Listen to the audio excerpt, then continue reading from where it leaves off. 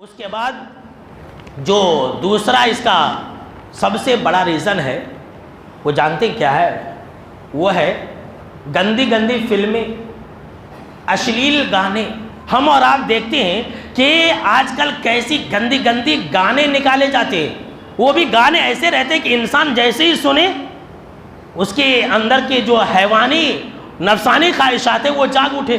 और फिर उस गानों पर जो सीन होता है उस सीन का पोस्टर दीवारों पर लगाए जाते हैं। जब एक शराबी इंसान वो देखेगा, शराब की हालत में तो ऐसे उसका दिमाग ख़राब रहता है। जब शराब और नशे की हालत में जब एक इंसान इस तरह के गानों को सुनेगा और इस तरह के पोस्टर को देखेगा, इस तरह की फिल्मों को देखेगा, तो वो किसी का रेप और मर्डर करेगा कि नहीं करेगा?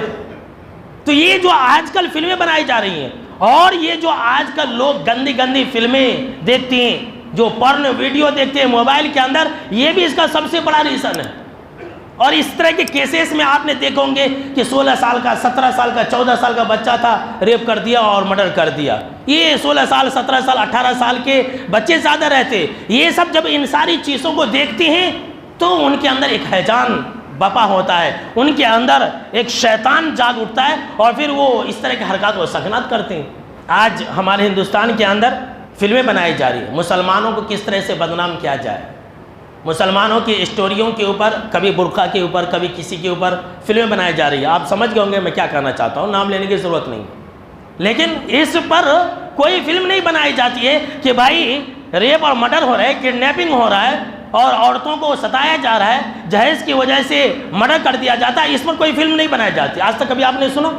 लेकिन आप देखेंगे लव जिहाद के ऊपर और फला टॉपिक के ऊपर फिल्में बना करके हिंदू मुस्लिम को लड़ाने की कोशिश करते हैं। वक्त और हालात को समझिए मेरे दोस्तों। तो इसका इलाज यही है कि अगर हुकूमत अपनी मातहत लोगों का भला चाहती है, अगर ये चाहती है कि हमारा मुल्क जो है इस तरह की गंदी चीज़ों से पाक व साफ हो जाए, तो इन सारी चीज़ों पर वो फ़ौरन जो है बैन लगाए, फ़ौरन इस तरह की चीज़ों को बंद कर दे।